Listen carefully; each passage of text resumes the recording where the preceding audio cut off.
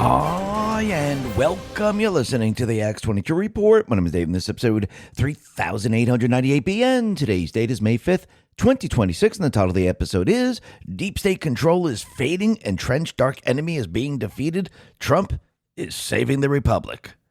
Now, here's what your financial advisors won't tell you. By the time the news tells you to buy gold, it's too late. You're waiting. I get it. Everybody's waiting. Waiting to see if the ceasefire holds, waiting to see if the Strait of Hormuz reopens, waiting to see what happens next. But gold isn't waiting for you. It moves on fear, on instability, on the unknown, and it moves faster than you can react. So while you're waiting for certainty, the rest of the world is planning for what comes next. You can wait or you can prepare. You can't do both. Remember, the best time to put on a seatbelt is before the accident, not after. If you're ready to act, reach out to Noble Gold Investments. They help Americans protect their savings with physical gold and silver shipped to your door or held in a tax-advantage IRA. No taxes, no penalties to roll over a 401k or existing IRA. Visit X22Gold.com for your free investor kit. 5 minutes today could protect decades of seconds. That is X22Gold.com. Don't be the one still waiting, or just click the link in the description. And remember, past performance may not be indicative of future results. Investing in precious metals involves risk. Consult your financial advisor before making investment decisions. Let's get into the economic collapse, political and geopolitical news. Now, the deep state, the corrupt politicians, big tech fake news, the puppet masters, we can see what Trump is doing. He is now removing the entrenched dark enemy, and they're being defeated every step of the way. Now, nobody said that this was going to be smooth. Nobody said this was going to be easy, because you have to remember, we're still fighting a war against the deep state players, and the deep state control is now fading every step of the way. Remember the entire mission here. It's to take back the country, return it to the people. You see, the deep state players, they took it away from the people. They are controlling everything. And now Trump is removing that control. Now, every step of the way, they're going to use everything in their arsenal to try to stop this. Yes, they're going to have influencers out there. Yes, they're going to create psyops. Yes, they're going to pay people a lot of money to convince you that, hey, this is hopeless. Don't follow Trump anymore. We need to move away from Trump. We need to come together and create a new party. This is all about division. That's how they set up division. And you can see that this is what they've been doing. But think about what Trump has been doing. He has now removed the deep state players from Venezuela. He has allowed that country to be open now. He is now doing this out in the Middle East with Iran, plus gathering some evidence to put some people away. And he'll be doing this to Cuba, and Ukraine will be one of the last countries. So Trump, outside of the United States, is breaking down the system that they had in place. He shut down the drug running.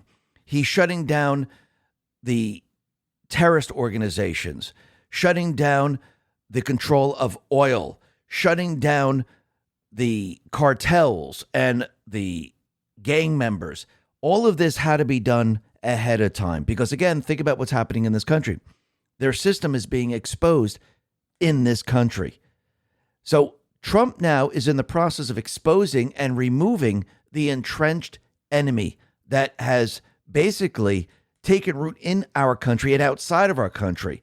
And yes, sometimes it's going to be bumpy. Sometimes people are going to say, what's going on? Because you have to remember, this is not just about another 4-year election where he's going to come in, control inflation a little bit, bring down gas about 40 cents, create a couple jobs, and everything should be fine. No, this is about removing the system that they had in place. Let me just read post 4545, June 29, 2020. Humanity is good, but when we let our guard down, we allow darkness to infiltrate and destroy. Like past battles fought, we now face our greatest battle at present, a battle to save our republic, our way of life, and what we decide, each of us, now will decide our future. We will be a free nation under God, or we will cede our freedom, rights, and liberty to the enemy. We all have a choice to make. Evil darkness has never been so exposed to light. They can no longer hide in the shadows.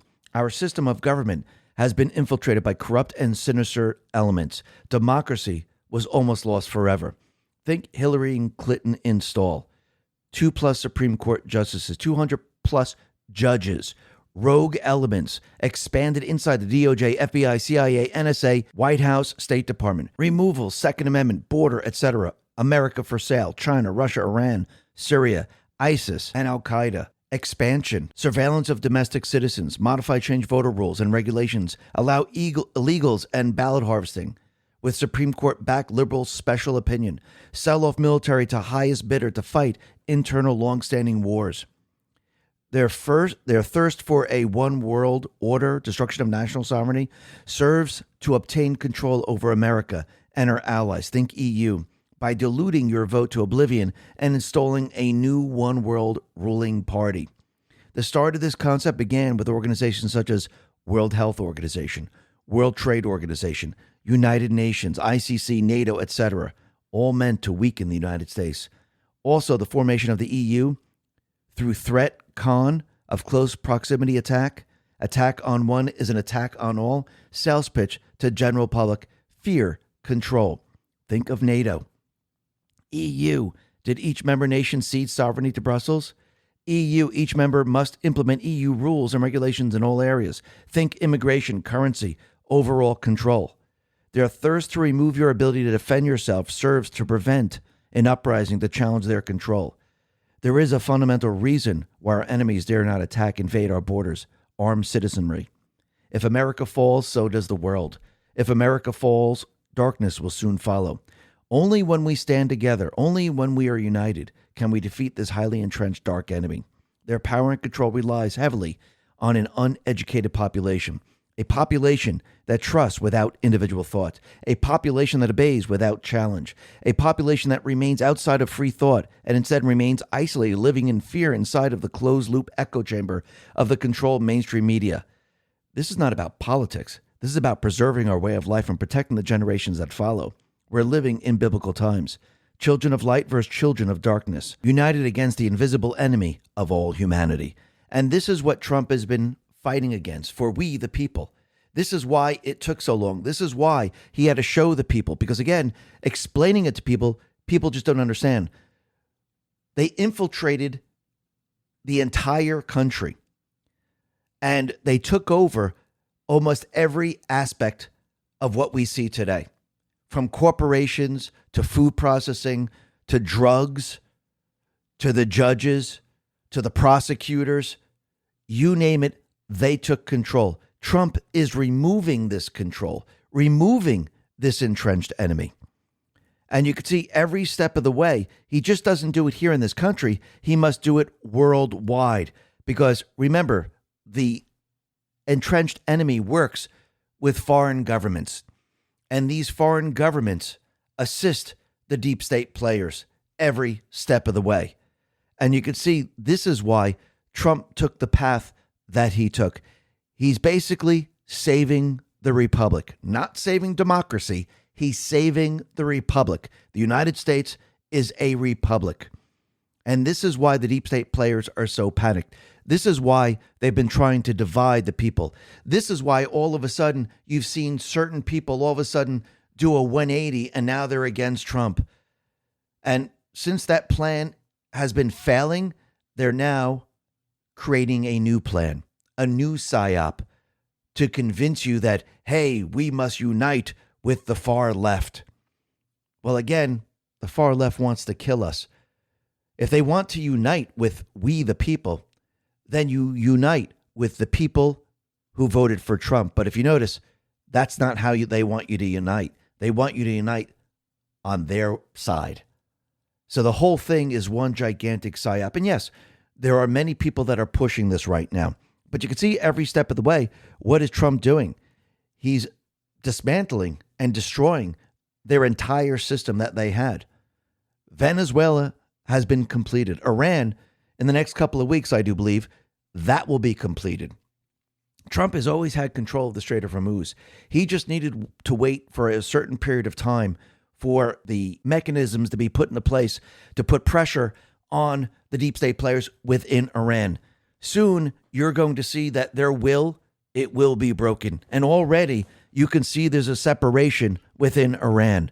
You could see the IRGC is now working on their own and not working with the current government structure within Iran. So you're starting to see a separation, and this is going to continue.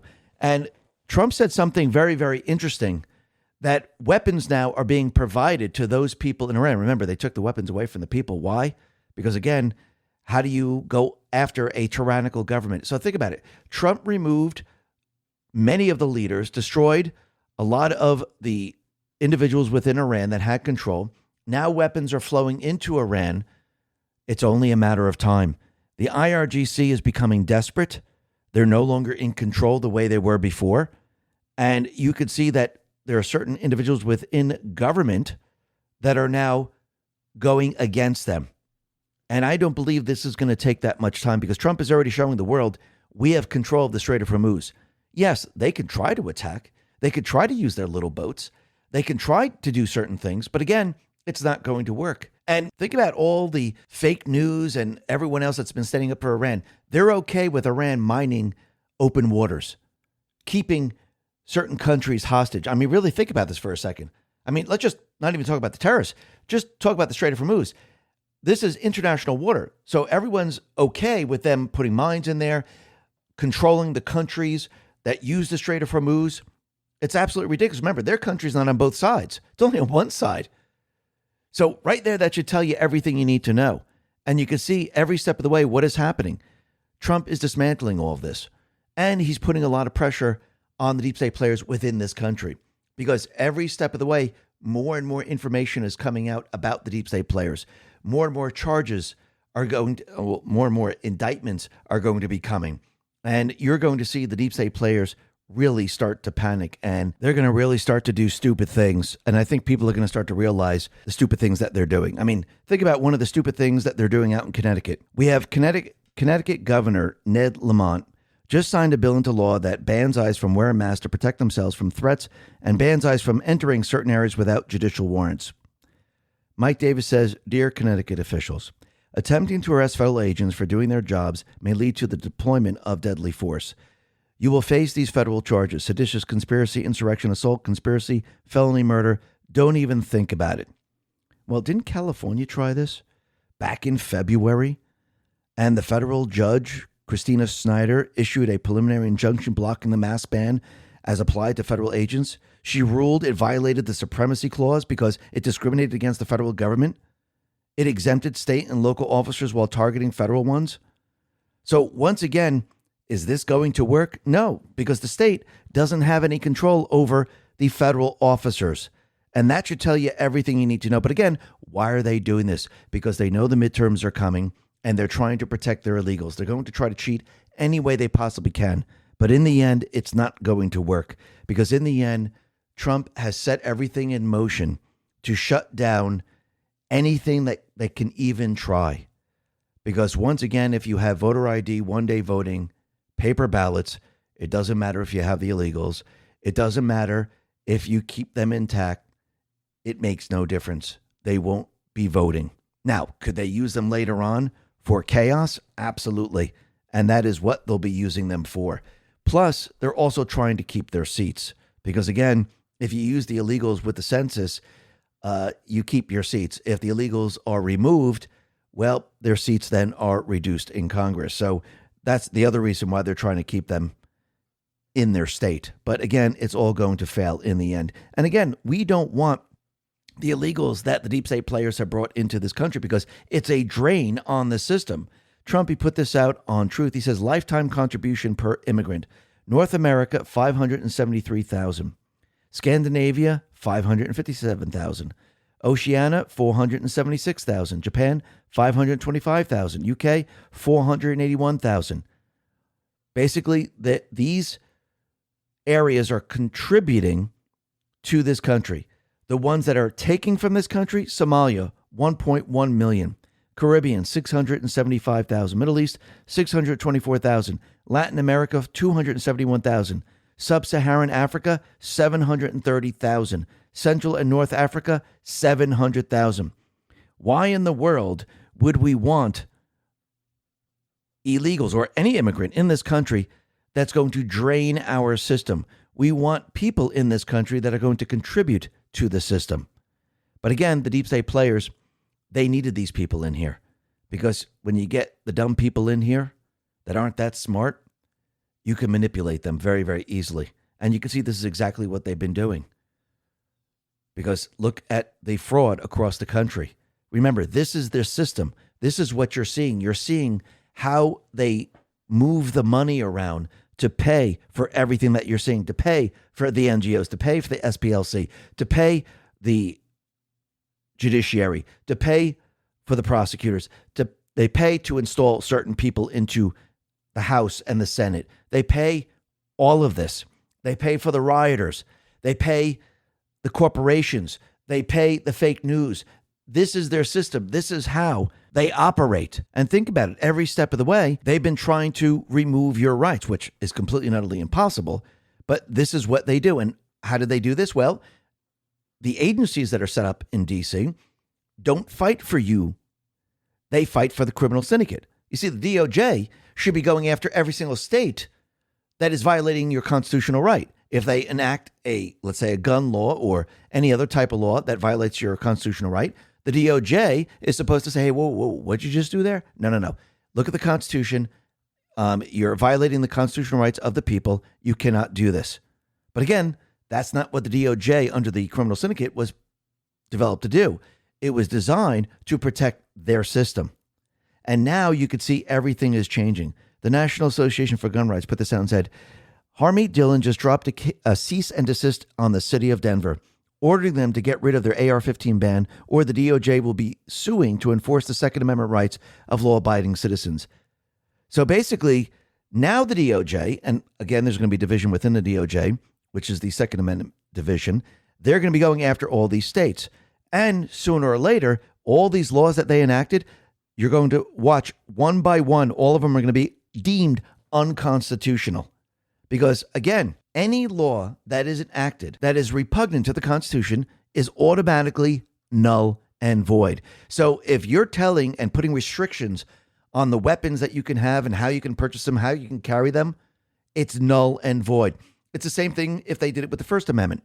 Oh, wait, here's your special card, your license, your free speech license, and the words that you can use are listed on there, or the words that you can't use are listed on there. And if you would like to use these words, you have to go to a certain special section, but you can't use them in the post office. You can't use them in the schools. You can't use them on social media. You can't do any of that. That's pretty much what they did to the Second Amendment. And now all of this is coming to an end. And it's not just Denver that they're doing this with. They're also doing this in Illinois, in every single state. So all of a sudden, you're going to start to see all these laws that these states have put into place. They're all going to start to be removed. Now, will they fight? Will they sue and say, hey, we're not going along with this? Of course they're going to do this. But again, let them, because this is going to prove the case. This is going to be brought up to the Supreme Court. And finally, the Supreme Court's going to say, you know what? You're violating the Second Amendment, null and void. Oh, wait, look, you're violating the Second Amendment. That one is null and void. Pretty much all of them, null and void. I don't know what you've been doing all this time, but you're not sticking up for the Constitution. And I think that's very, very clear now that they hate the Constitution. This is why they've been going after the rights of the people. Now, the other thing that we can see is the deep state players, they keep pushing the idea that Israel brought us into this war. Now, go back in time. Trump has always said that he was going to remove the deep state players from Iran. He would bomb them. This has nothing to do with Israel. Is Trump using Israel to assist in all this? Absolutely. Trump is calling the shots. And you can see the fake news. They keep pushing this over and over and over. Then you have the fake social media influencers pushing this over and over and over. Eric Doherty put this out and says, Secretary of War Pete Hegseth fires back at the notion Netanyahu and Israel are dragging President Trump into any conflicts. Reporter says Netanyahu and Israel's head of Mossad have stated their intent not to cease combat with the Iranians. Hegseth, your question is based on the false premise that somehow President Trump is being pulled in by Prime Minister Netanyahu to any of these actions. And that's where you're going. Just to be clear, President Trump has led at every step of this based on his view of American interest in America first. And we're grateful that Israelis have been very capable partners at many steps of this. And they may have some objectives at the times that are slightly different than ours. But there's only one hand on the wheel, ultimately directing this, whether it's Project Freedom or previously Operation Epic Fury, and it's President Trump. So we're grateful for their input, their insights, the existential nature of their threat they face from an Iranian bomb, the capabilities that they can bring to that. But ultimately, the coordination will happen with the leadership of President Trump. He has been calling the shots. Not Israel, not Netanyahu. It's actually the other way around. Trump is telling them what to do. If you notice, every step of the way, Trump says, no, stop bombing there. You're not going to do that again. And guess what Israel does? They stop because Trump is in control. Is he going to use the assistance to help with Iran? Absolutely. Because again, what is he doing? He's removing the deep state players. He's not starting wars. He's not bringing us to World War III. He's ending everything that they put into place. That is what he's doing right now. So yes, at times, is it going to seem weird? Is it going to be strange? Because again, what everyone thought, hey, he'll come into power, he'll arrest a couple of people, and the country will be perfect. Well, you need to get rid of the entrenched enemy. If you think it's Obama, Hillary Clinton are the only entrenched people, you're fooling yourselves. The entrenched enemy is everywhere. Their system is everywhere. Step back and take a look. The world that you know is coming to an end. That is the world of the entrenched enemy. That world is being destroyed. The new world, the people's world, is now being created. That is what you're experiencing right now, every step of the way. And yes, is it going to be bumpy along the way? Absolutely. Is it going to seem odd that Trump is doing something like this? Absolutely, because again, he's going after the deep state structure. He's going after all of them. And he's going to continue to do this every step of the way. And if you notice, he's winning every step of the way. Remember, the deep state tried to bring him in, and they wanted him to bring the troops onto the soil of Iran. They wanted that to start World War III, and all the idiots around, in the fake news and everywhere else believed that he was going to do that. If you notice, he does the opposite of what they're trying to push him into. He has other plans. He has other tactics that he can use. Remember, for the longest time, the people of this country, those people that were in the military, they've only seen one tactic, the deep state tactic. Now what are you experiencing? You're experiencing there's other ways of doing things.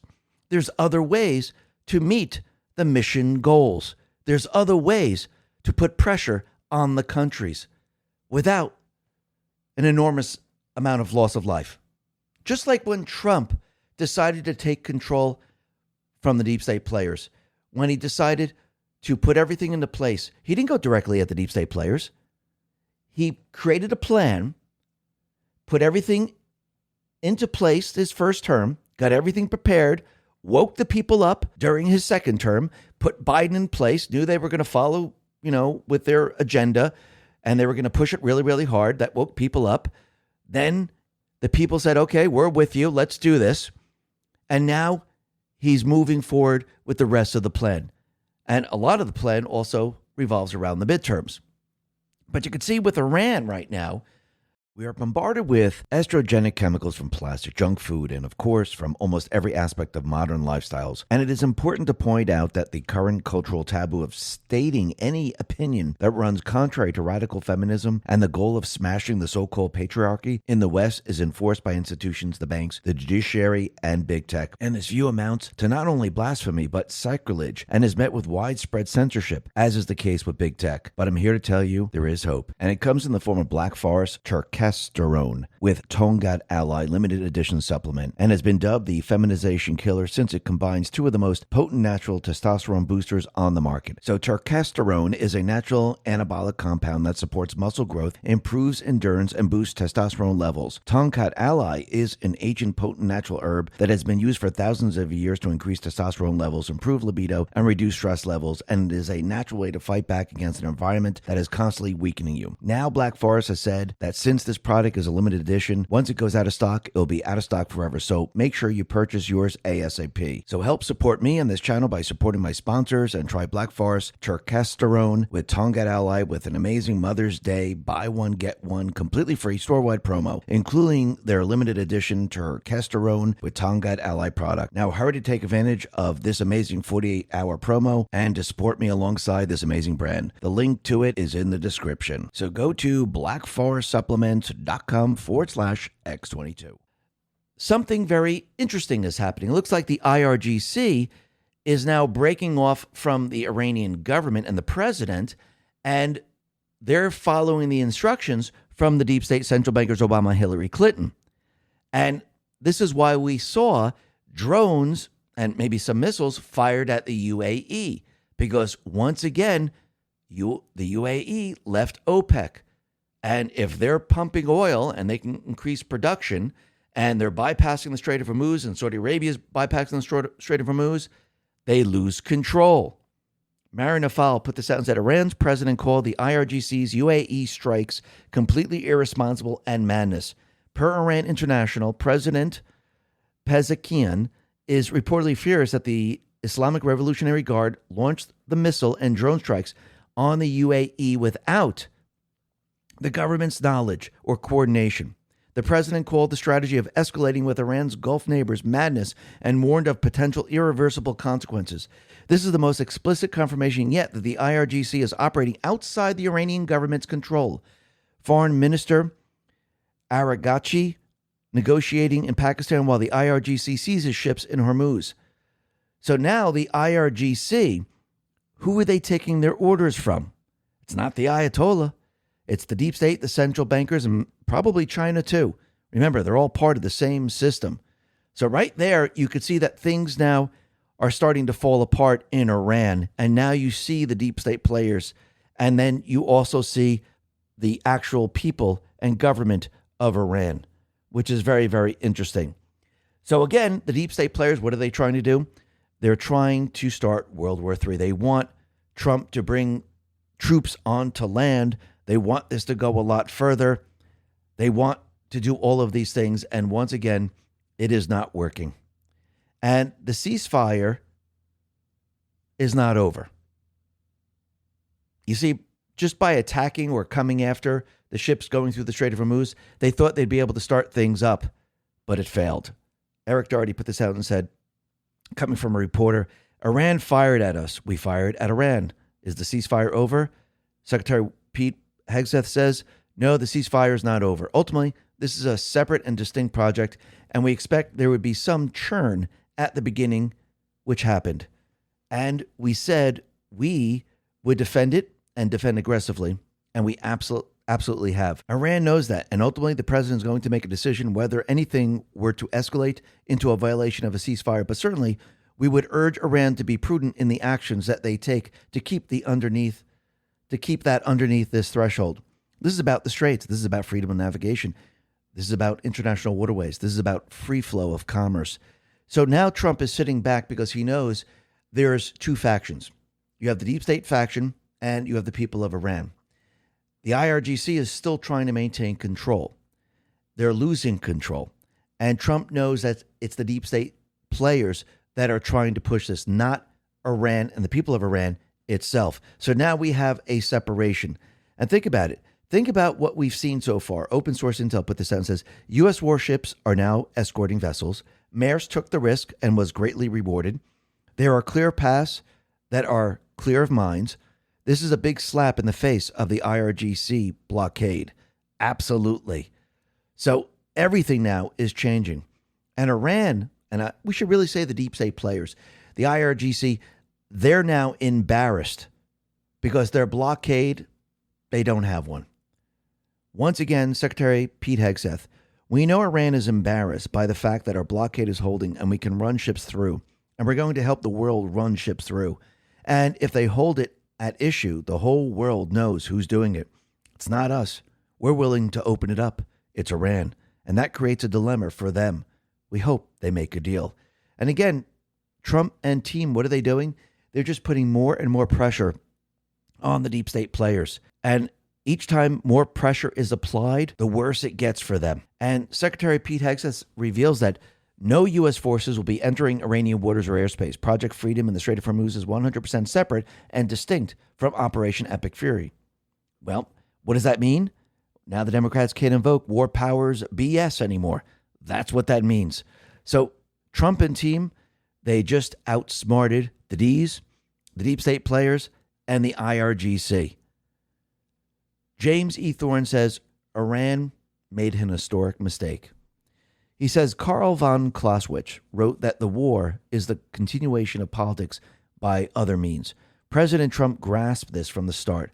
Operation Epic Fury exists to stop Iran's nuclear march and restore deterrence, not to pursue the familiar neocon fantasy of occupation and nation building. Epic Fury is peace through strength in action.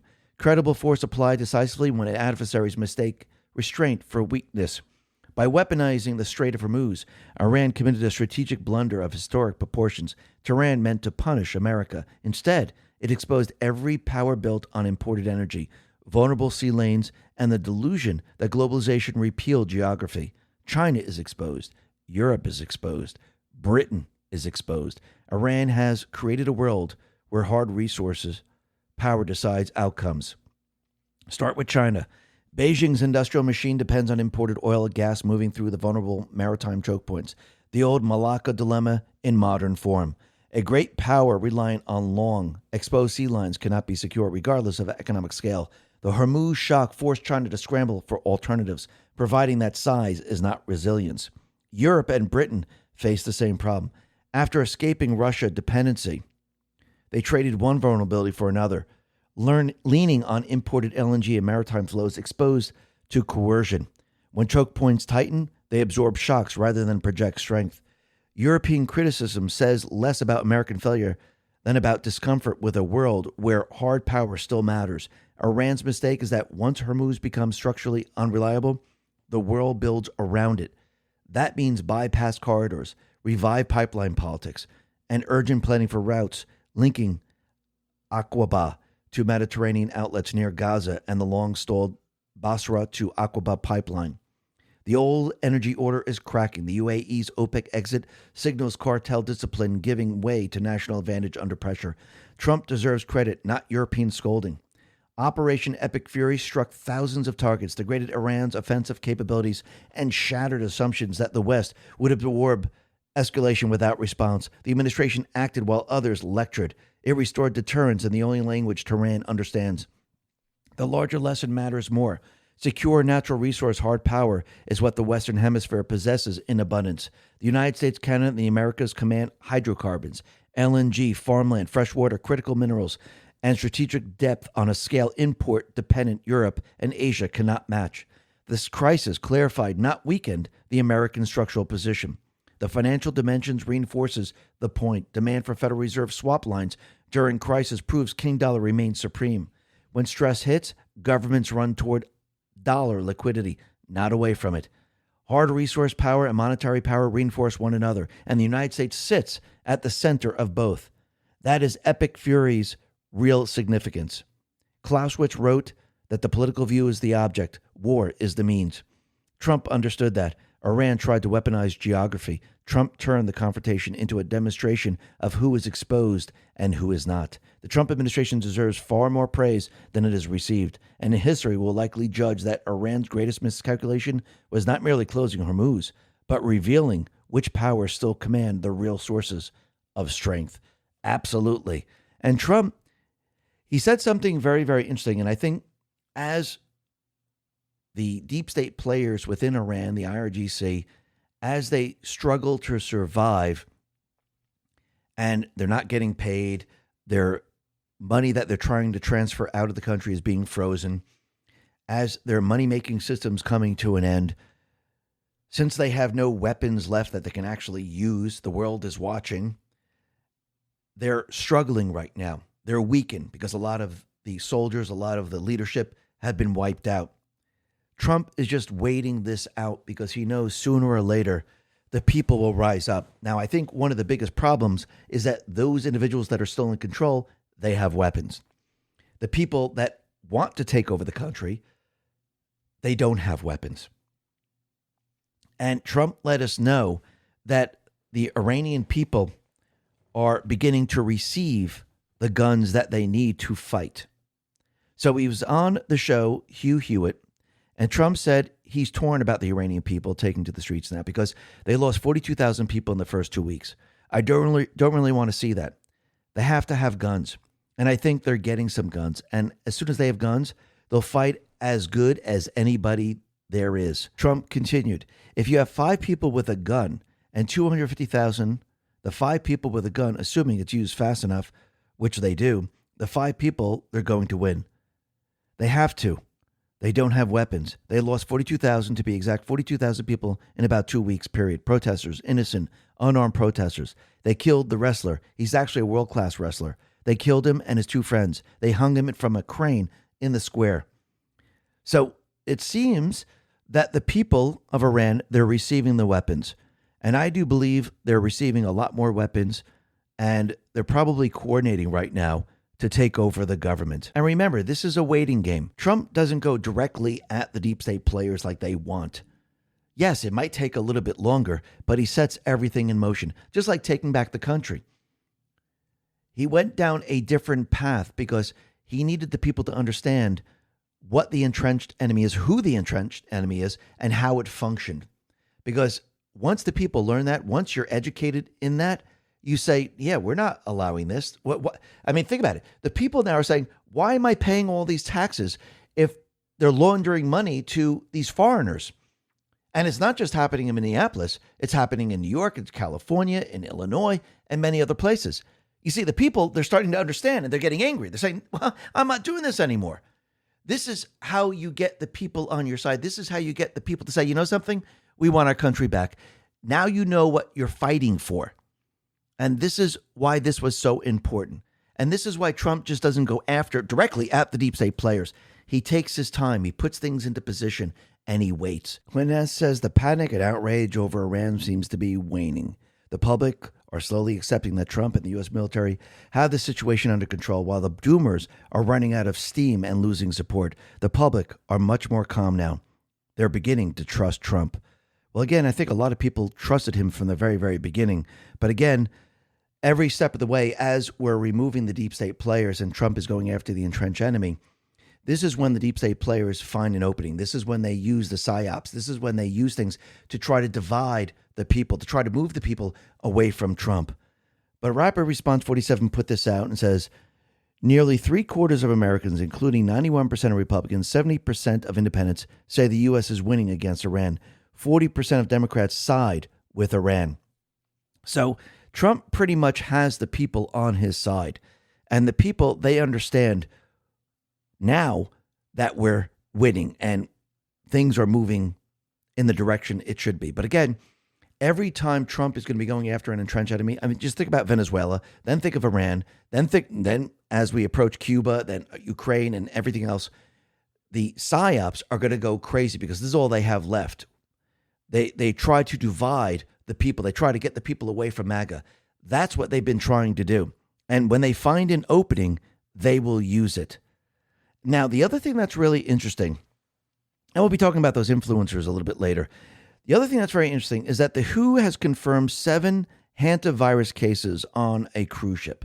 2 confirmed and 5 suspected. Of these, 3 have died. 1 is critically ill and 3 have mild symptoms. Contract tracing for a flight that an infected passenger boarded is also underway. Now, this is very, very interesting because it seems like Moderna and Korea University, they've been developing a vaccine for this, a hantavirus vaccine. But it looks like they ran out of funding. So hantavirus is generally not spread from person to person. It spreads almost exclusively from infected rodents. But on the ship, there were no rodents whatsoever. And you get it infected by inhaling the airborne virus particles from the rodent urine, droppings, or saliva that becomes aerosolized when disturbed. So that is very, very interesting.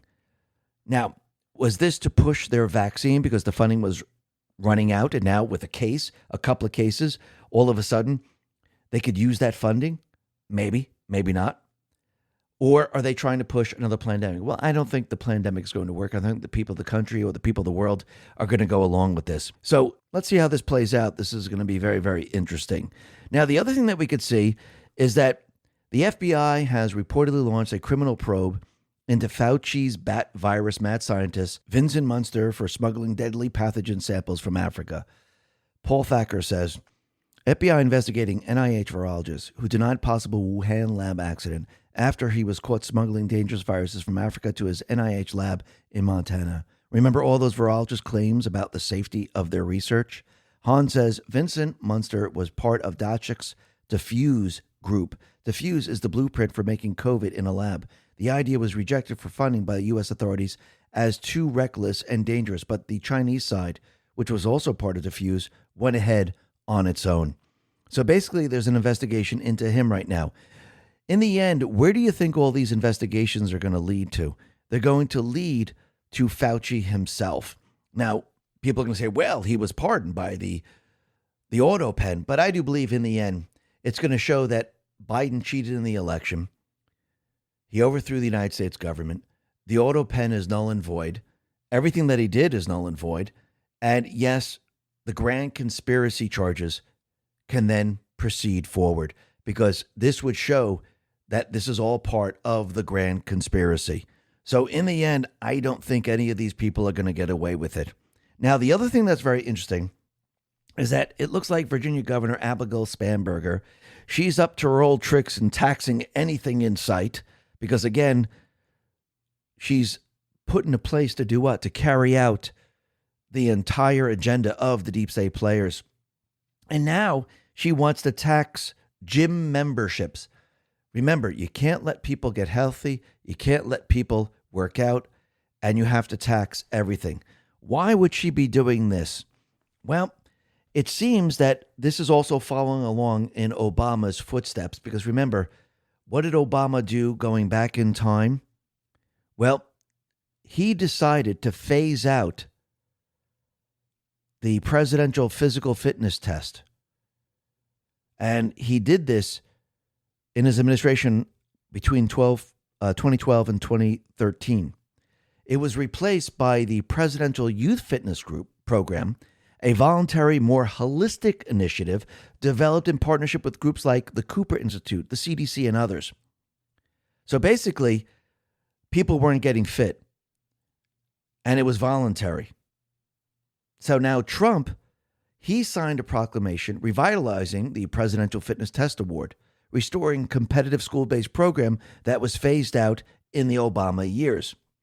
So in short, it wasn't canceled for lack of fitness value. It was intentionally replaced because officials saw the competitive, performance-focused format as outdated and potentially counterproductive for broad youth health goals. Trump is bringing this all back. And basically, people now are going to be getting fit. So the administration believes the test's competitive performance-based format with awards for top performers will actually drive better long-term fitness results than the more individualized, non-competitive replacement, especially now that youth health stats have worsened.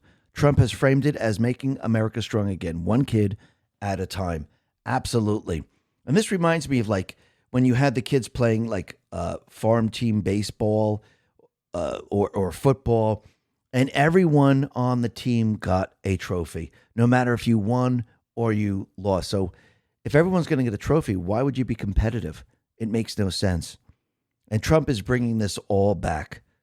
And I do believe this is going to be absolutely incredible for America. Plus, think about it. All the kids that are not doing that much and they're on their phones all day long, now they're going to be running around. Now they're going to be exercising because now the schools are going to be requiring the students to take physical fitness. A lot of the high schools today, you don't have to take it at all.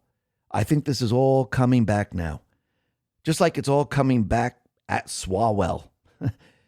Eric Swalwell sent women videos of him masturbating and other perverted messages after joining Snapchat to restore faith in democracy. Wow, this is just getting worse and worse for Swalwell right now. And you think he's the only one in Congress that's doing this? Absolutely not. But you can see the influencers, They're now out there pushing the same things they always do, division. We have Sean Ryan, Candace Owens, Ian Carroll. We have Nick Fuentes. They're all on the same page. Candace Owens put, we need to continue to fix the fracture between the left and the right. We now know that what true evil is. It is us against the Epstein class and warmongers. Ian Carroll, both sides are tricked into characterizing each other. The left thinks the whole right wing is Ted Cruz, and the right thinks the whole left wing is Dylan Mulvaney. So basically, they're putting out the same type of psyop. Catherine says, oh, look, y'all, the memo is out. The most decisive, destructive, dividing, gaslighting doomer grifters on the planet are now going to bring us all together through love and harmony. Seriously, how low does your IQ have to be to fall for these ridiculous, laughable frauds? Absolutely. So they tried to divide the people. It didn't work. And now all of a sudden, they're trying a different tactic. And what's very interesting is Nick Fuentes actually admits that he's a moderate Democrat. They're all Democrats. They're all lying. They're not right-wing influencers. Robbie Starbuck says, before Nick rose to fame, the left used Richard Spencer as a right-wing boogeyman to attack Republicans with. In a stunning coincidence, when that angle of attack stopped working, Richard backed Kamala for president. Now Nick is following the same playbook. I spy a pattern. It's quite a coincidence that both of these guys have the media, the most offensive quotes they could dream up, which the media then wrapped around the necks of Republicans every turn, only for both of them to support Democrats once they are no longer useful for this purpose. Strange, isn't it? It is strange. Or is it a psyop? It's a psyop. Data Republican says, I've been relatively quiet on the subject of right-wing influencers who defected from MAGA, but if they're actually proposing unity with left-wing populist movements, then they are proposing unity with communists. That is the red line for me. Cynical Publius says, it is impossible to unify with people who want you dead. Anyone who says otherwise is engaged in an op. So if they truly want everyone to come together, then come out and say you support Trump. Come out and you say you support MAGA. Come out and say, yes, we were wrong. Everything that Trump is doing is to take back this country. They won't. And you're going to find out that they were never for Trump. They were never for America. And when the midterms come up, they're going to be supporting every single one of the Democrats. I think Cynthia Holt says it the best. We didn't ditch the legacy propaganda fake news media just to trade it for a bunch of retarded grifter podcasters. The same slanted narrative, same ego-driven takes, different revenue stream. We wanted truth, not another layer of influencers chasing clout, donations, and VIP access while pretending they're independent. The game is the same, only the costumes have changed. It's almost like Antifa. 1 minute they're BLM. 1 minute they're Palestine. 1 minute they're Iran. And they keep just changing the costume, but it's the same exact people over and over and over. And now we've come to learn that there's a defamation lawsuit against Candace Owens over statements in the Charlie Kirk assassination. The lawsuit states that Owens continued to publish false statements despite having information that proved otherwise. Candace Owens and a guest she had on her podcast, Mitchell Snow, are facing a defamation lawsuit filed in federal court on Thursday. The lawsuit, which was filed by Brian Harpole, who owns the private security firm Integrity Security Solutions, alleges that Owens, Snow, and Owens' company conspired to repeatedly publish false statements that Harpole had met with Charlie Kirk's widow, Erica Kirk, along with a member of the U.S. Secret Service and Representative Mark Amodei in Arizona one day before Charlie Kirk was assassinated. The lawsuit states that Owens continued to publish the false statements even after she had received flight data proving that Harpole could not have participated in the conspiratorial meeting Snow had described on Owens' podcast. And we'll have to see how this all plays out. This should be very, very interesting. And once again, I do believe that the entire Iran thing is now winding down. Trump has control of that, and they can't push the division anymore. You see, when it happened in Venezuela, they were all out there saying we're starting World War III. When Iran happened, they said, hey, World War III is coming. They keep pushing all of this, and every single time, they continually fail. The psyop gets blown up, and then they have to regroup and try something else. It looks like they're trying something else. Is it going to work? Absolutely not. It's going to fail every step of the way. Now, the other thing that we could see, and this is why Trump is removing the entrenched system, because remember, the entrenched system is made up of the judiciary, corporations. It's made up of deep state players everywhere. And you could see it in regards to the individual that tried to assassinate President Trump and many other people in the Washington Correspondents' Dinner. Tony Sarugo put this out and said, D.C. judge to Trump would-be assassin, Mr. Allen, I'm sorry.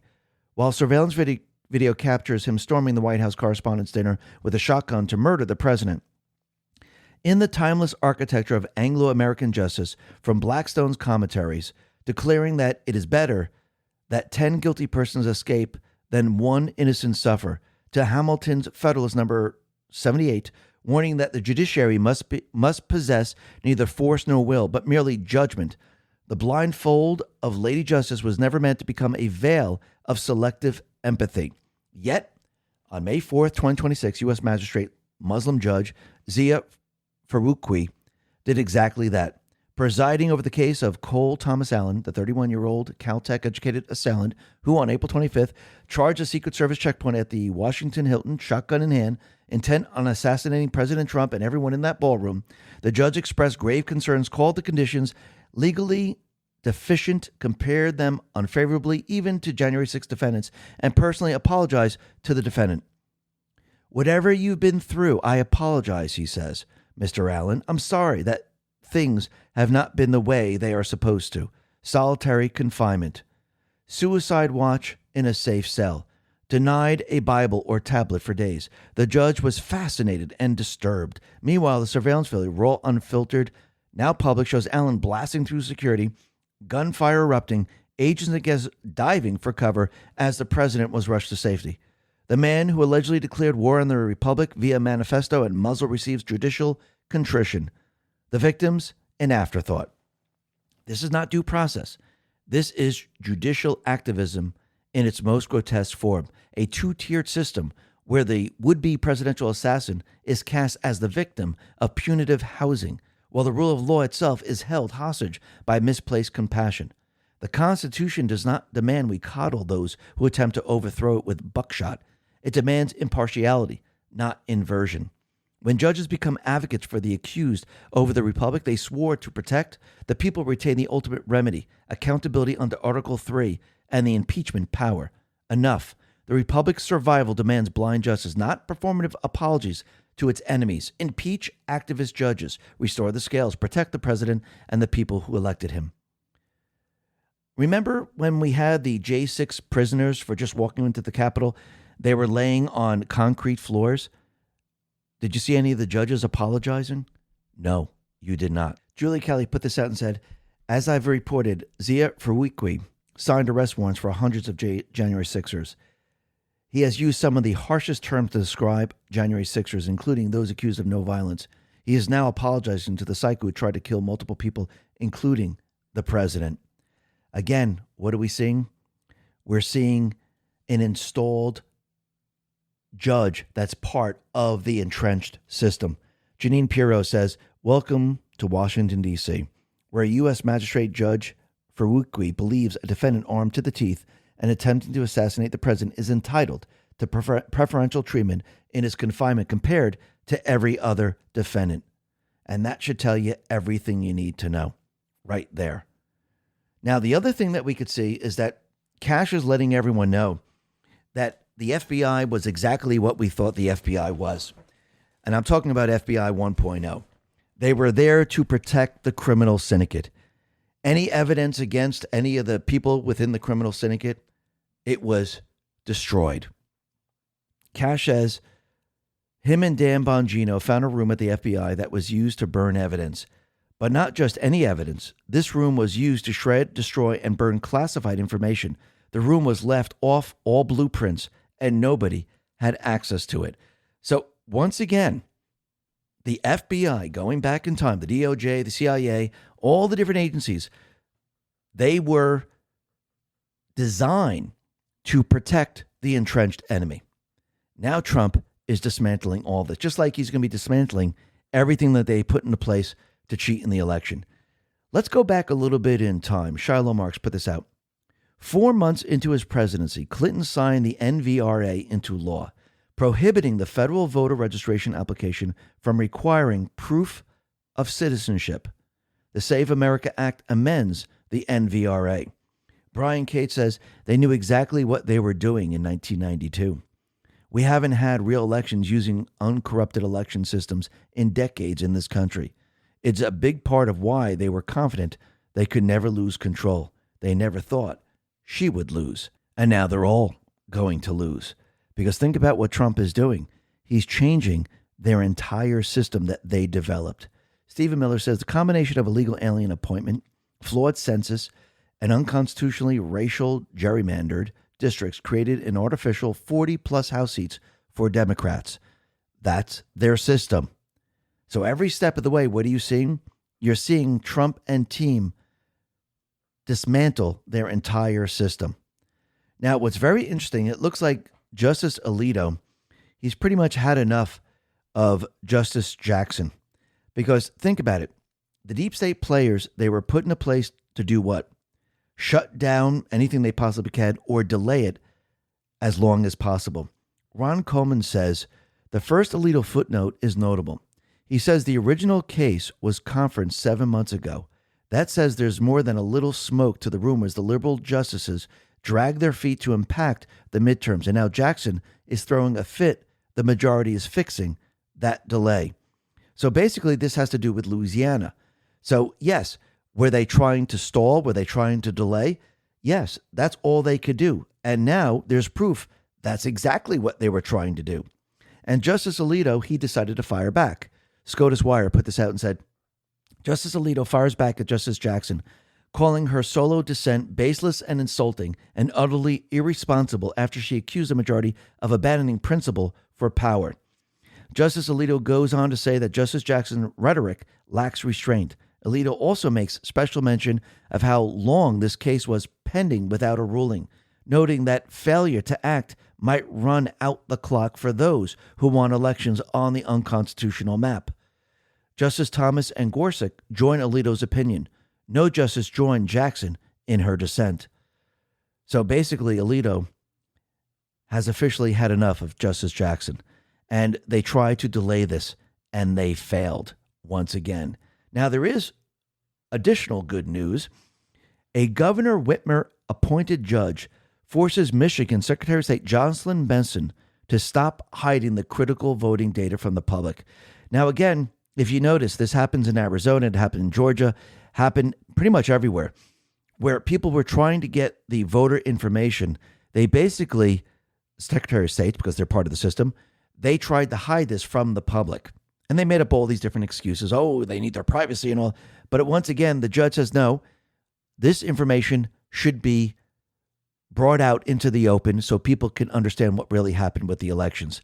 Again, once you see it, you're going to start to understand how they cheated in the elections. And this is what they tried to hide from the American people. Now, once again, like I always said, once people start to learn this, they're going to understand that the cover-up always gets you. So if you have all the Secretary of States around the country, out in Arizona, out in Georgia, Pennsylvania, Illinois, if all these Secretary of States are trying to hide this information, or any other people trying to hide this information, and the information is produced, and it shows that there's no signatures, it shows that these people are fake, it shows that they never got the vote, well, that cover-up right there shows they were involved in the cheating. Now, what's very interesting is that the Washington Post just announced that Trump would have won New Mexico if elections required citizenship, and other blue states would become closer races if the Save America Act was passed. Did they just admit to the cheating? Seth Cashel says, nice way for the Washington Post to sneakily admit the rolls are full of fraudulent registrations. Here I was thinking we've been told for years how the elections were fair. So right there, that tells you everything you need to know. Because you know what's coming, right? You know that the investigation into the elections is going to show that they were rigged, that they cheated in the elections. Because what are we seeing? Well, the Justice Department, they're seeking the names of the 2020 election workers in Georgia's Fulton County. And you could see the lawyers for the county, they filed a motion to try to quash the grand jury subpoena that asks for the names, saying, hey, you're going to violate their privacy. You can't be doing this. So they're going to use whatever they possibly can to try to stop this. But it is common and routine for the DOJ to use grand jury subpoenas to request names, addresses, emails, phone numbers, and other contact information of employees, volunteers, or others involved in the subject of an investigation.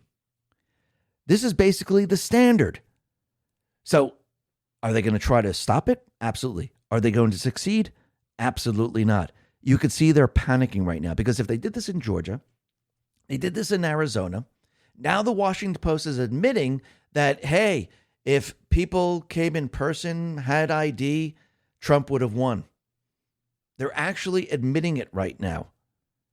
They're panicking. That's what's happening. See, Trump is dismantling the entire entrenched dark enemy. He's exposing it and removing it. And now they're panicking because in the end, what people are going to learn is that they overthrew the United States government. Why? Because they're traitors. Trump, he put this out and says, leaders lead, and it shows Trump with his fist up in the air. It says cowards kneel, Biden on his knee with a mask on, and traitors bow. And you have Obama bowing to the Ayatollah. Trump is the leader. These people are the traitors. And Trump, in the end, he's going to show everyone who the true traitors are. But first, he has to remove the entrenched dark enemy. Because once that's done, once they don't have the power anymore, they're just standing out there with nothing. They're like naked. And Trump can use every piece of leverage to go after them. That is what we're going to see. Now, do I think this is going to happen before the midterms? No. I think once we get control of the House and Senate, the deep state players lose all power. Because think, what's happening? Trump is removing their power across the globe. Once he removes the power in the House and Senate and they lose and we have the majority, I mean the true majority, I don't mean the rhinos, it all comes to an end for the deep state players. That's when you're going to see accountability. That is when you're going to see justice. Why? Because the patriots are in control. Listen, everyone, thanks a lot for listening. Be well, be safe, and especially be prepared. Thanks a lot.